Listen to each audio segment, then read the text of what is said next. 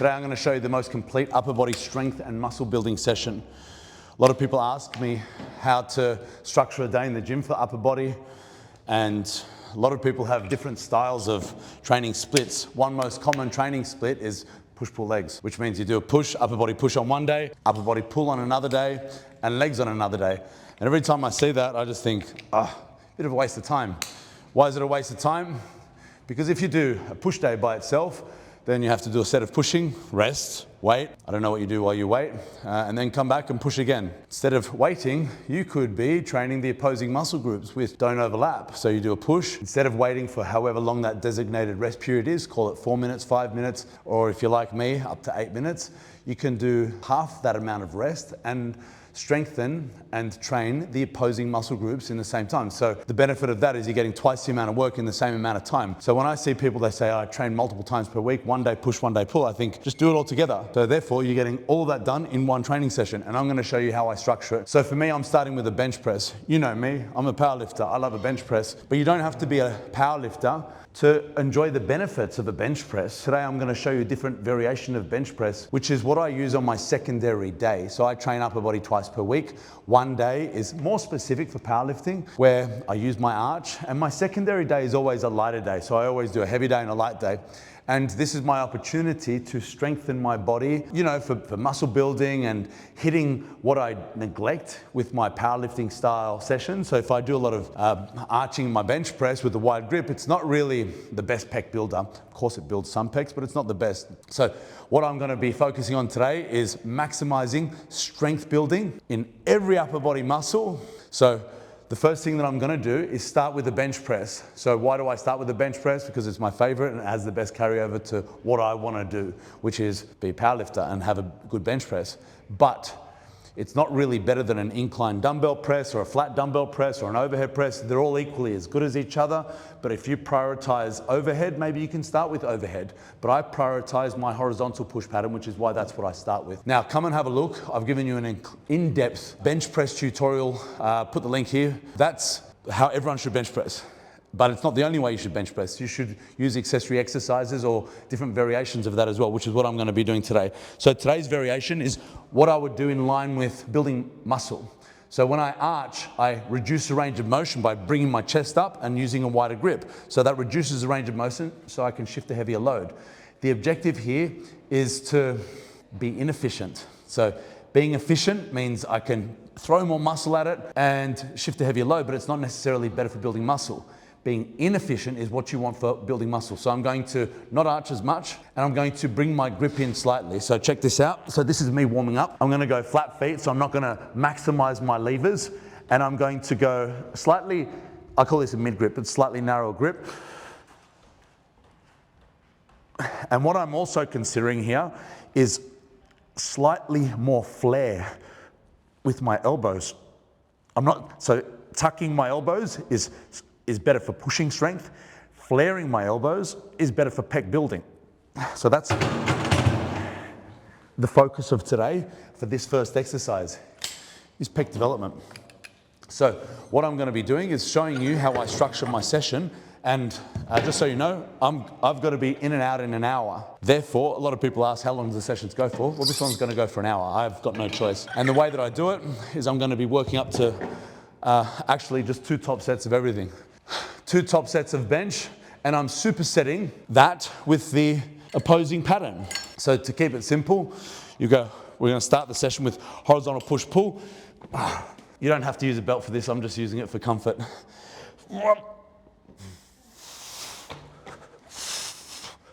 Now, check this out, supinated grip.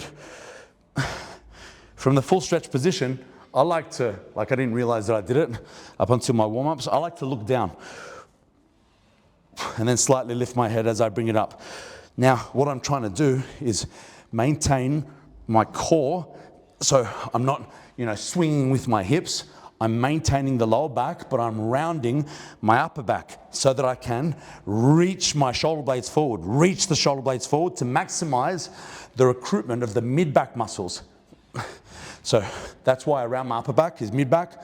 Now, the reason why I'm using a supinated grip, it's a variation of course, Mid grip is good, pronated is good, but actually supinated is the best way to target lats. The lats, due to their attachment on the inner lip or the medial lip of the bicipital groove of the upper arm bone, which is the humerus. So by nature, what happens is when the muscle contracts, it brings that point to the origin, which is kind of like along the spine and the top of your pelvis.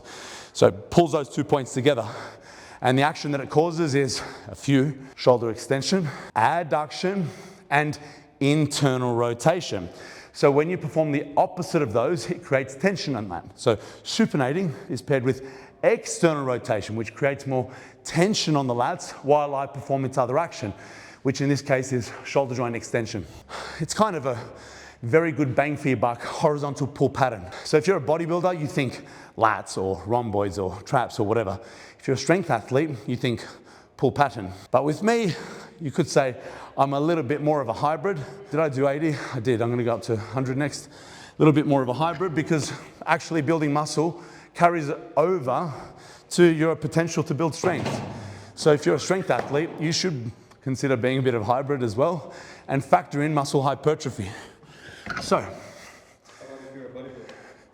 if you're a bodybuilder, I like that question because yes, you should also factor in strength. So this benefits every single person whose goal is to build muscle, perform better, be a better human physically. You know, your personality might suck. I can't fix that. So, check out what I'm doing here. I go pinky on the line. It's mid grip. Mid grip is my preference for pec building.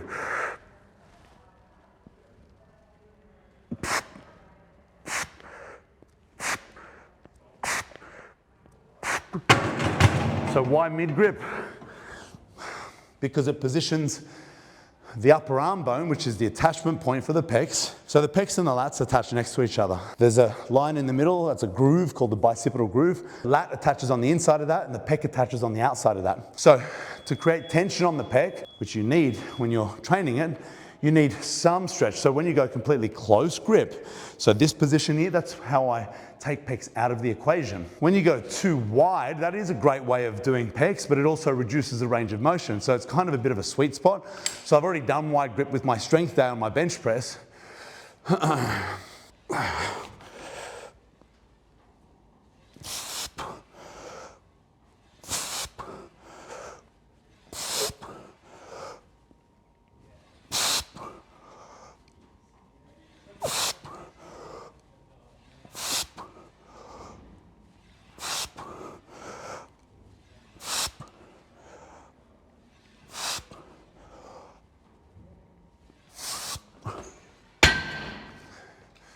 I've already done wide grip to shift the heaviest loads because it reduces the distance that I need to travel. So right now, that's what I want to do. I want to increase the distance, but I still want to maintain maximal tension, which is why I go slightly closer grip, which is a mid grip. The best way to bench press to build pecs, if you're going to do a bench press to build pecs, because there's a lot of other exercises, the best way to build pecs with a bench press is a mid grip. Close grip is not enough activation, wide grip is not enough range of motion, mid grip is the sweet spot. So for me, that equals pinky on the line of a powerlifting bar, and when I perform the movement, I do want to slightly flare my elbows to increase the tension on the pec muscle, and I'm going to show you now.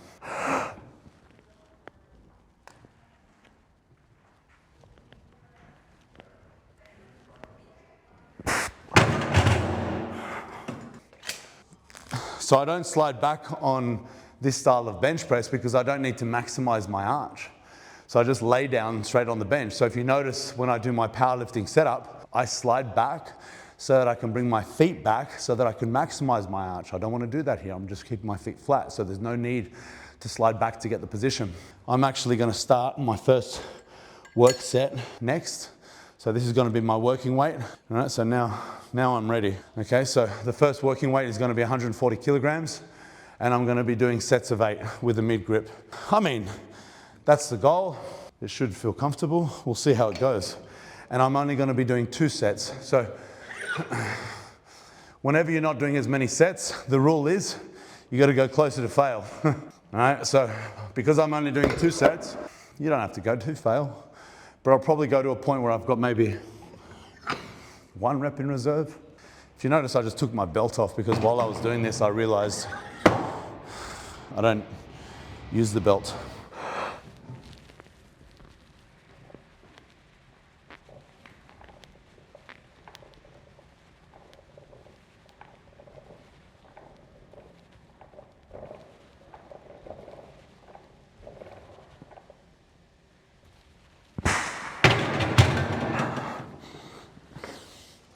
Eight was too easy.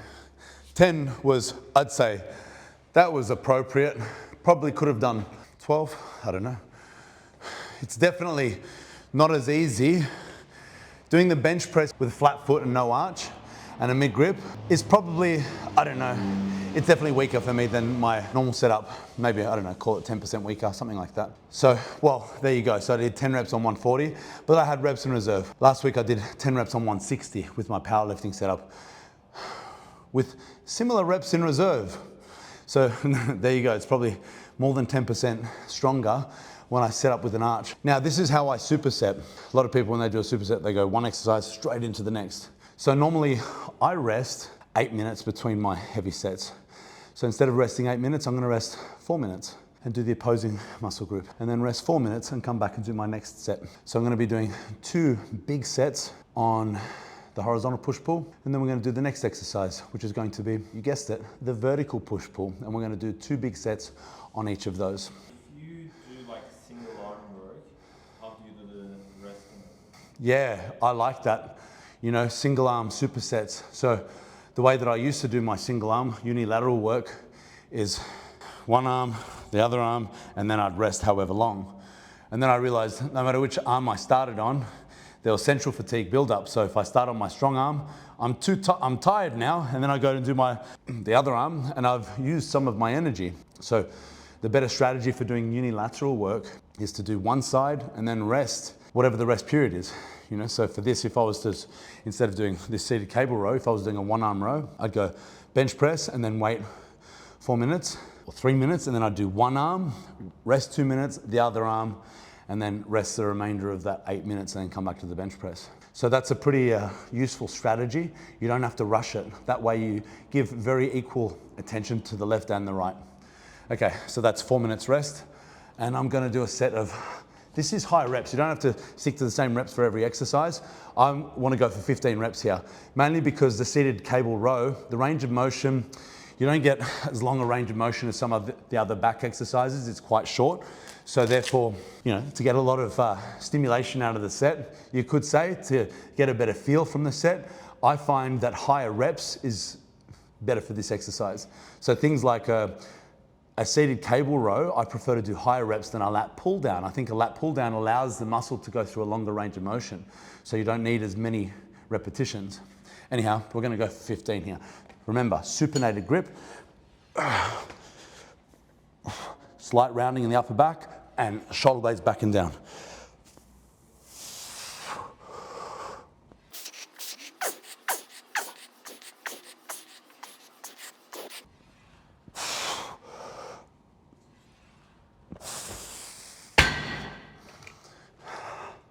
Four minutes, one more set of bench. This one, so I'm gonna put the Instagram one on this. That's okay.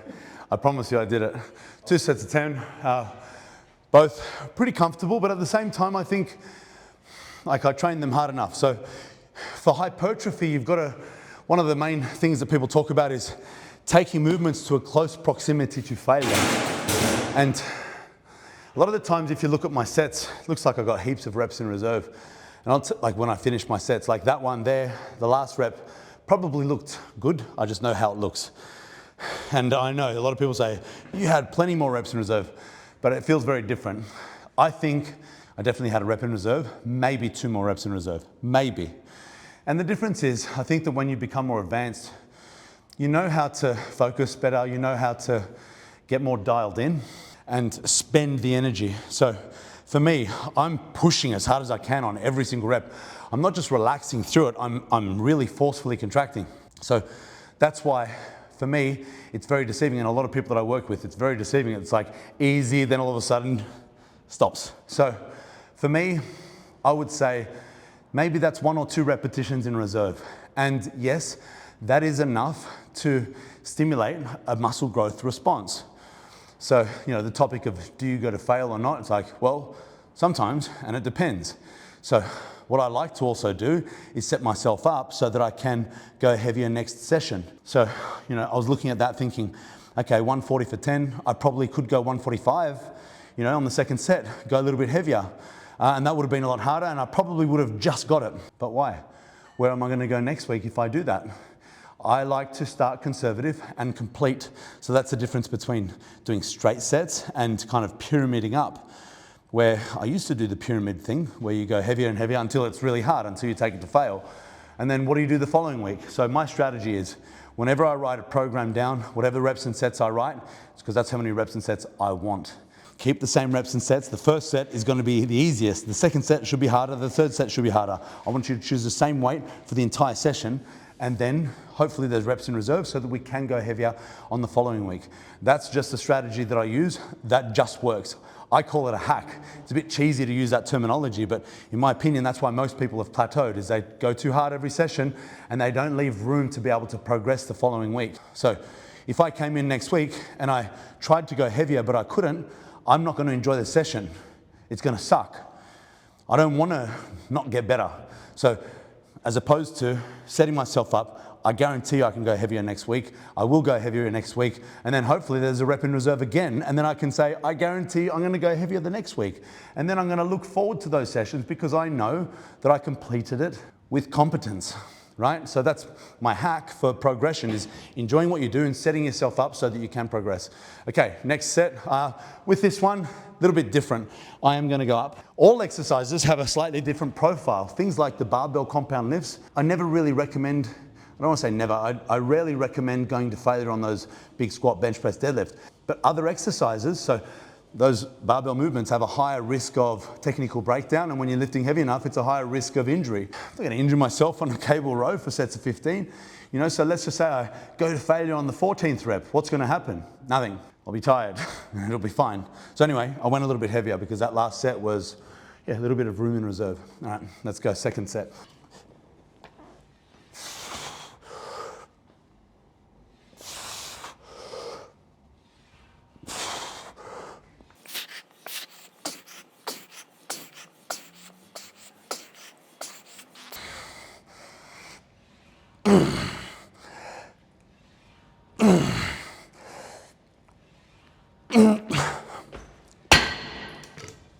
Upper body, horizontal push-pull, done. 2 big sets. Now, so I promise you a complete upper body session for size and strength. The next movement plane is going to be vertical. Now, here's some rules with your training. First exercise of the day, highest priority to achieving your goal. Okay, so my goal is, I prioritize the bench press. I prioritize the horizontal push pattern. So that's what I start with usually. If you're a strong man, you might prioritize the overhead pattern, right? So whatever it is, that's your goal, do that first. Secondary exercise is the joint angles and ranges of motion you've neglected in the main movement. So what did I neglect? What's the joint angles that I neglected there? That's a horizontal push plane. Don't do more horizontal push plane. That's called exercise redundancy. So I could do any other angle. So let's just say today is a push strength developer. So I want to develop my pushing on all angles, mainly horizontal and vertical. But if it was a pec specific day, even as simple as changing the incline very slightly allows you to hit a slightly different angle. So what you want to do is hit areas you neglected in the main movement. So a few areas that I neglected. 1 was a horizontal plane, so let's move to the vertical plane. 2 was a barbell in a pronated grip. So I don't want to do more pronated grip work. So if I get the dumbbells and do the exact same grip position, it's like I've just targeted that. It's not that pronated dumbbells are bad, it's just that I've already done that. So why not add a little bit of variation where we can? And that's what I choose to do every time I do dumbbells, really, because I do so much barbell work. So if I never did barbell work, I'd probably do 50% of my dumbbells pronated and 50% neutral. But I do barbell work. So therefore, I have no choice but to perform barbell with a pronated grip. Whenever I do dumbbells, I hit the angle that I neglected in the main movement, which is going to be neutral grip. So I'll do a feel set first. Excuse the noise.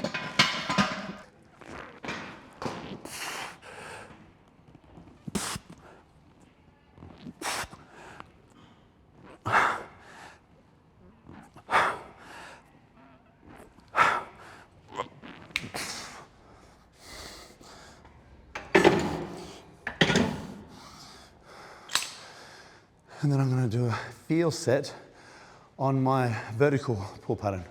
Fill up my drink bottle. I've got half an hour left. Plenty of time to get a lot of great work. Watch your step.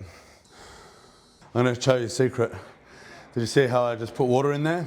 Well, I never drink water, actually. I drink water in combination with electrolytes. So 2 choices of electrolytes. The easiest one is salt. However, something I enjoy is a little bit of flavor. So this is my favorite electrolyte. This is Hydrate from Transparent Labs. Tastes delicious. No calories. It is raspberry lemonade. Delicious. Delicious. You know, and the reason why, it's not just because I want flavored drink, you know, not a baby, of course.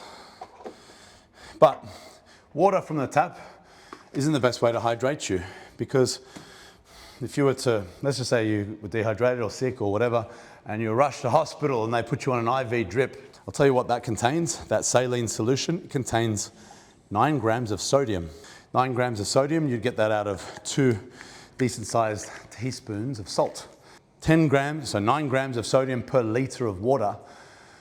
I'll tell you how that tastes. Like the ocean. So whenever I use salt, I do half of that. So that's what's palatable for me, is 1 teaspoon per liter of water. Whereas this stuff is formulated for hydration. So it has electrolytes, it's got potassium as well, potassium, magnesium, and sodium is the main one that you need to replenish. You're training the fluids that you lose, like in your sweat. You know, it tastes like salt, right? It's because it has sodium in it. Okay, feel set for the vertical pull pattern. Slight different change in grip.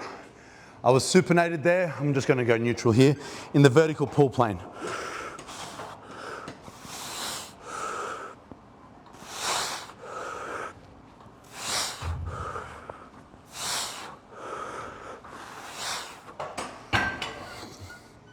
Okay, that was just a feel set. Next up, work sets. I'm going to do 2 work sets of vertical push-pull. So today's my light session all around, so this is kind of a bit of a fun day. My heavy session for the week is done, and I find that I don't progress very well when I try and do 2 heavy sessions. So the light session is a good opportunity to build muscle, to get a pump and feel great and all those things, but it's also just a nice opportunity to unload my body from all of the heavy lifting. So I'm going to do 40 kilogram dumbbell press, and I'm just going to rep it. So what rep range? I don't know, maybe 20? Something like that, which brings us back to the discussion of high reps versus low reps. What's better? The answer is a combination of both at different times of your long-term plan. If all you do is low reps and heavy weight, your joints are going to get sick to death of you. For me, I've done heavy stuff a couple of days ago, so I can do shoulder press of 60 kilograms in each hand at the moment. But I don't want to do that now. My shoulders, I just need a bit of a rest. I'm going to do 40 kilograms and I'm going to rep the hell out of it. Ready? Let's go.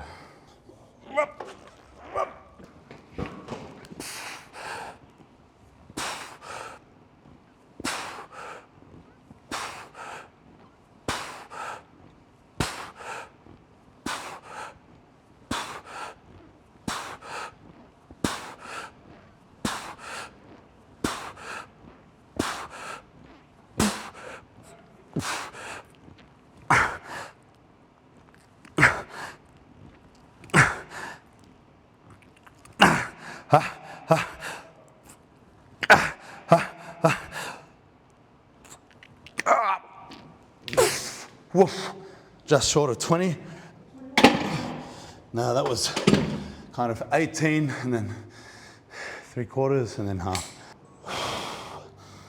So, you know, those sets I can afford to take close to failure because it's light. I'm not going to risk injury. And I find, you know, my own personal experience, shoulders love high reps. So I've always done that. For 20 years, I've got a very strong shoulder press. My best strict press with a barbell is 175 kilograms when I was weighing about 116 kilograms body weight. Pretty strong. And I've never really prioritized that. I've always prioritized the bench press, but I've always also prioritized a balanced approach to my upper body training, which means I place equal emphasis on all planes, push and pull, like this. So my overhead pressing complements my bench pressing and vice versa. For my powerlifters out there, include vertical pressing. For my strongmen out there who do a lot of vertical pressing, include horizontal pressing. This is in aid of having no weak points. Weak things break. I want every angle to be strong. So now, that was probably 2 minutes. I'll give myself another little bit. And we're gonna do the vertical pull plane. You always do the same thing, don't you get bored? Do I get bored? No. I don't think that I really do the same thing. I'm kind of doing very similar things all the time. So every month I'll change this handle. So this is the neutral grip. I'll change it to the pronated grip, and then I'll do a wider grip. And that's the small variation that I use, but I'll still always do a vertical pull pattern with a lat pull down or a pull up. Same with the seated cable row. So it's, yeah, you are right. It's always kind of the same thing. There are small variations, but why reinvent the wheel? Some people are after novel exercises that haven't been done before. You don't need to reinvent the wheel. It's the basics that work. So one of the best things that you can do is kind of practice the same thing over and over and over and keep getting better at it and keep refining the skill. And that's how you progress. So one of my favorite parts, the least boring parts in the gym, is progression. And if you use too much variation, you're not giving the exercise enough opportunity to improve on it. And I find not progressing a lot more boring than doing the same exercises but progressing on them.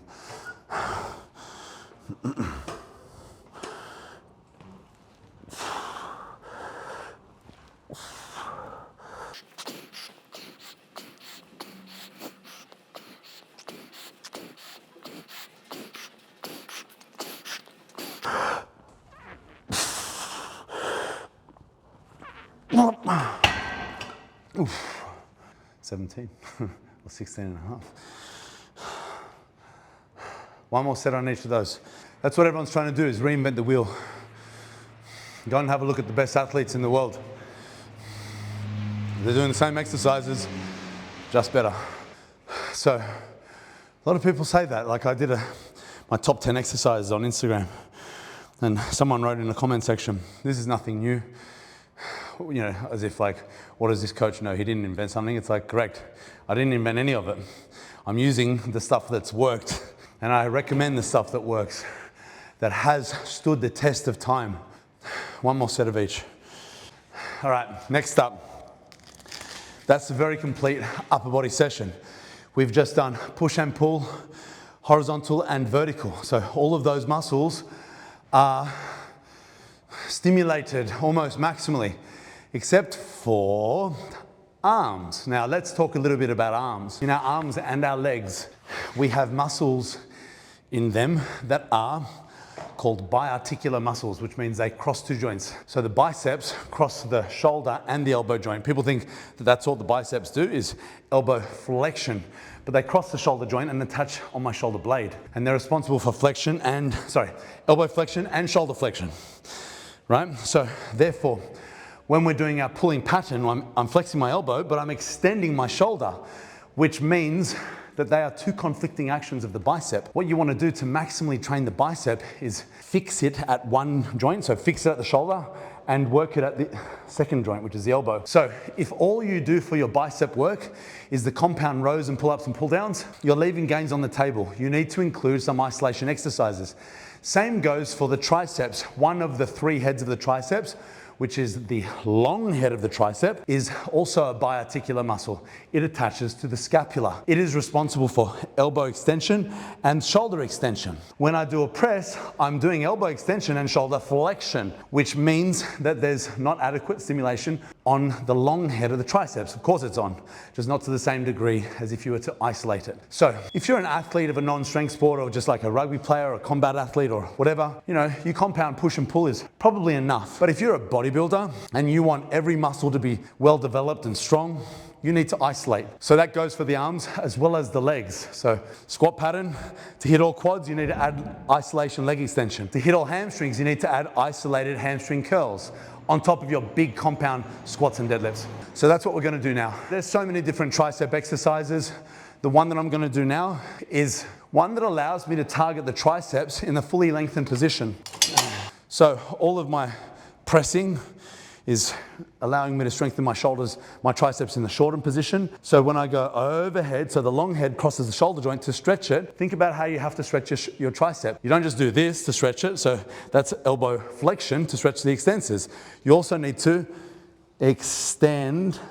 flex the shoulder joint, right? So therefore, overhead tricep exercises are a way to target the long head of the triceps at the fully lengthened position. So there's a buzzword, a buzz topic at the moment, which is lengthened partials or length bias hypertrophy work, where people are saying that lengthened position stimulation is where you achieve better hypertrophy. I'm not going to go there. For some muscles, yes. For some muscles, not necessarily. I don't really care. I'm a strength athlete and I want the muscle to be strong in the fully lengthened, mid-range and the fully shortened position. So regardless, yes, I am going to do lengthened position, but it's not because it's better or worse, but it's because I've done a whole bunch of shortened position tricep work and now I'm going to include some lengthened work.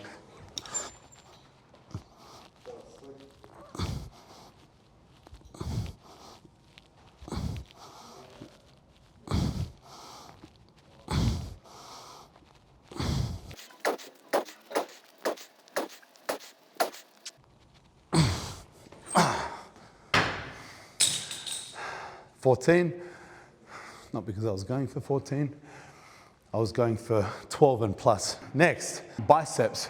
Lots of different bicep exercises. The one that I'm choosing now is a great bang for your buck bicep exercise, and that is a Zottman curl. So the Zottman curl is a way of targeting the elbow flexors on every angle. So what you do is you take the concentric portion with a supinated position.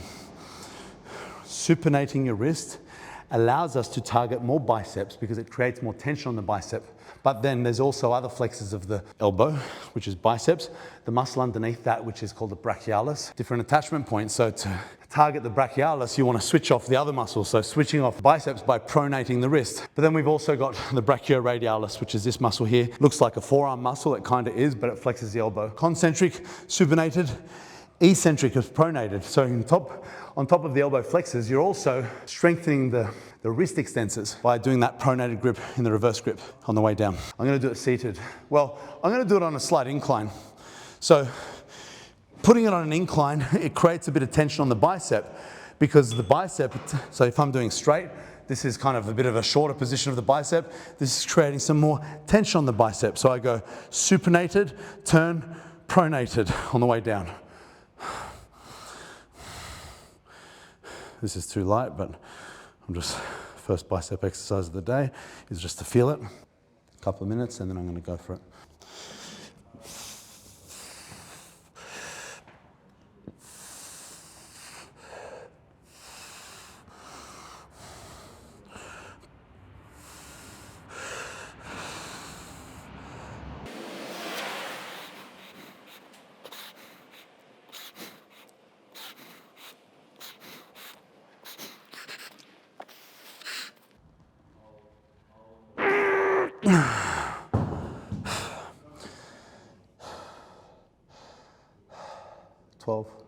One more set of each.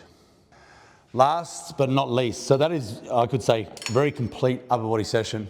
Last but not least is a little bit of shoulder health. So forever I've always included some type of ancillary muscle group exercise at the end of my upper body days. So we've got things like rotator cuff exercises, mid-back focus exercises, lower trapezius exercises, serratus anterior exercises. Like these are like a shoulder health exercise that on all of my programs, I kind of just choose one. So I might do a rotator cuff on one of the days and then a serratus anterior on the other day.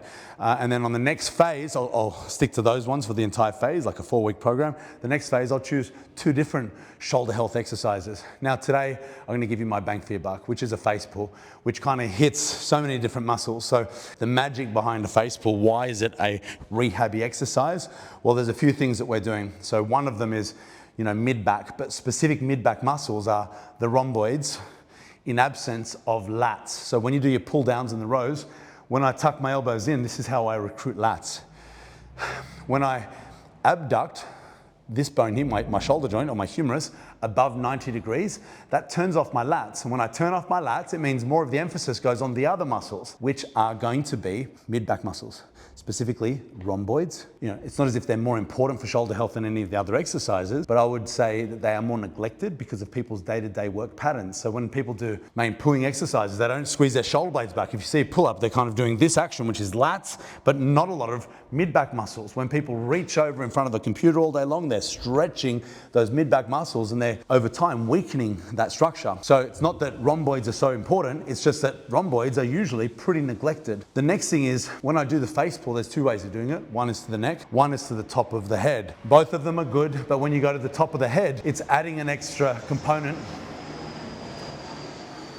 The airplane. It's adding an additional external rotation component. So the external rotators are, there's 3. Rear deltoids, externally rotate the shoulder, infraspinatus, and teres minor. They're the only 3 muscles that externally rotate the shoulder. So why do they matter? Because I like to create balance with my body. And I've done a lot of internal rotation exercises. Pecs, very strong internal rotators. Lats, very strong internal rotators. I just did a whole ton of pec and lat work that strengthens the hell out of my external rotation, and I want opposing muscle groups as well. I want everything to be strong. So therefore, this is a really great bang for your buck exercise. Now, a few details in the execution of this.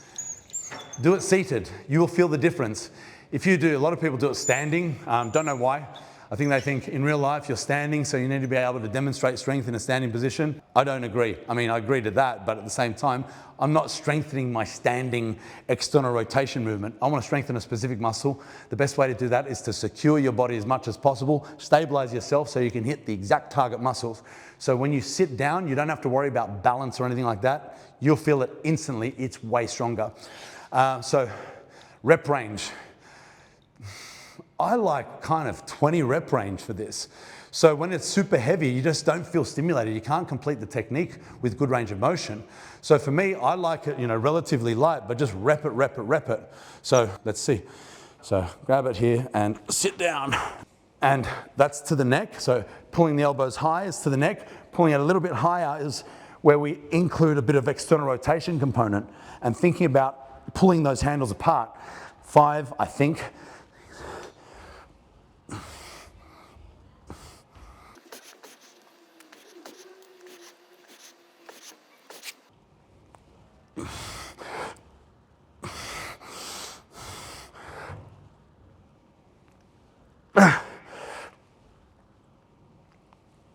Yeah. 30 reps. Yeah, it's not a strength exercise. I don't want to go heavy and low reps. Your shoulders don't move well when you do that. But I'll admit, I want to go heavier than that. So that's 30 reps here. That's the first set. I'm going to do one more set. I'll go a little bit heavier and I'll just AMRAP it. I don't know how many I'll do. If I beat 20, I'm comfortable. Anyway, you don't have to sit through that. That was a complete upper body session.